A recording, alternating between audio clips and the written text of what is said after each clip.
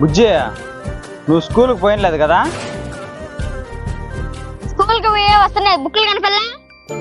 నువ్వు బుక్కులు చెట్లలోంచి తీసుకోవడమో నేను చూసినానమ్మా. చూసినావా? అయితే నోరు మూసుకొని ఉండు.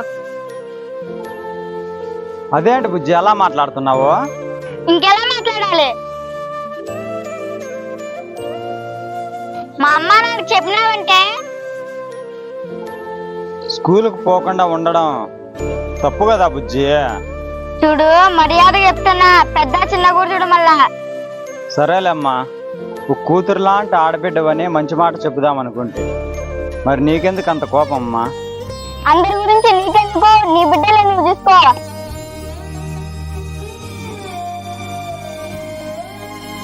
చూడు, మా ఇంట్లో కూడా చెప్పినావనుకో, మీ ఇంటికి వచ్చి ఏమిటి కొడతానో నాకే తెలీదు.